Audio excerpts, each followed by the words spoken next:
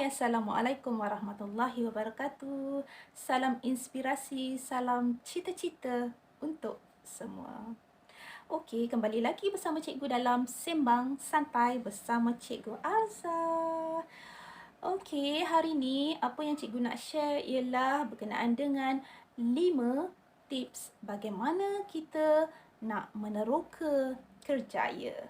Okey, jadi sepanjang PDPR ini, apa kata kita sama-sama meneroka minat kerjaya masing-masing?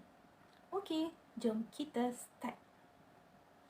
Tips yang pertama ialah kita perlu meneroka diri kita sendiri terlebih dahulu. Ini adalah penting untuk kita mengenal pasti aspek dalam diri kita. Contohnya, apa bakat kita, apa kebolehan kita, bagaimana dengan kecerdasan kita, perkara yang kita minat dan tidak kurang penting ialah personaliti kita.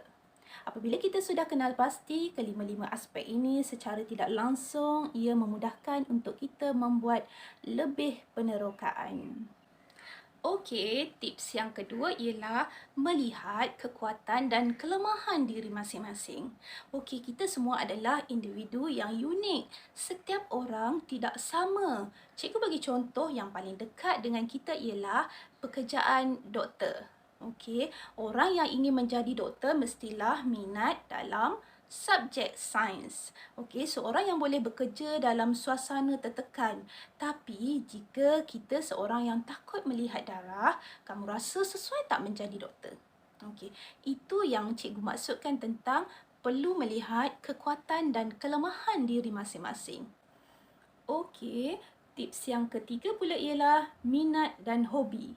Okay, jika kita pada hari ini suka membantu ibu di dapur, suka melihat resepi-resepi dan mencubanya, menjadi memasak adalah hobi, besar kemungkinan kecenderungan kerjaya kita adalah dalam bidang kulineri.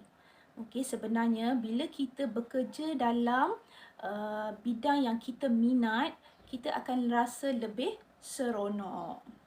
Baik, tips yang keempat ialah kenal pasti laluan pendidikan. Okey, setelah kita kenal pasti minat dan kekuatan serta kelemahan diri kita, kita tengok pula bahagian laluan pendidikan. Okey, yang paling awal ialah semasa kita tingkatan 4, kita perlu memilih bidang yang yang lebih sesuai dengan kita lah.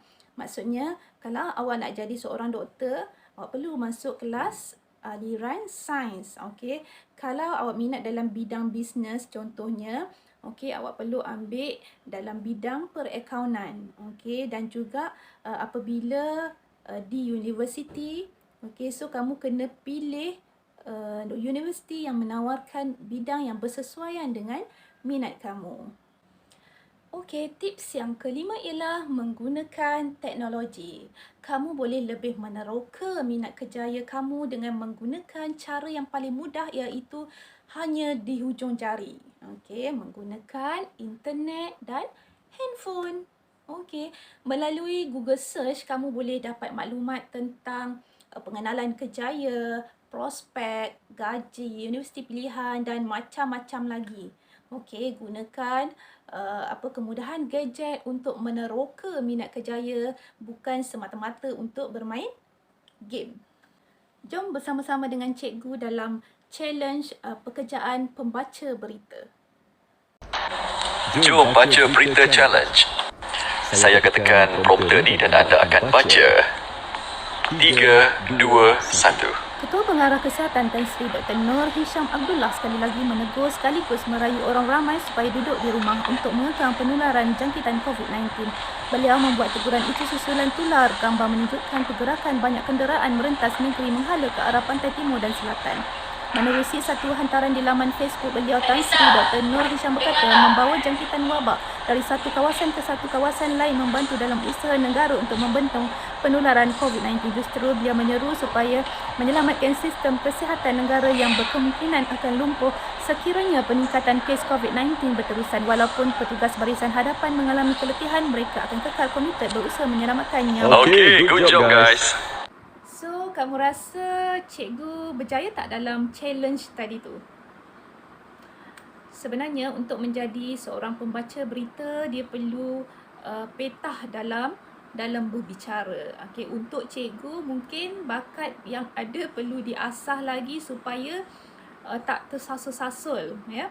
Okey, apa yang cikgu nak cakap ataupun penutup untuk hari ini ialah gunakan masa senggang yang ada untuk meneroka lebih lagi minat dalam kerjaya kamu.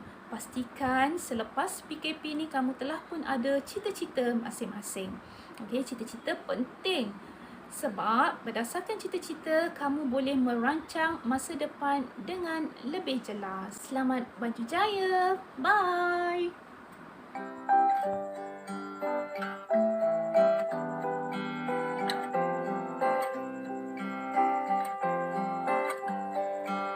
Here's to the ones that we got.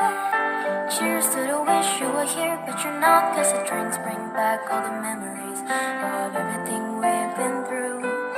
Toast to the ones here today. Toast to the ones that we lost on the way. 'Cause the drinks bring back all the memories, and the memories bring back you. There's a time that I remember.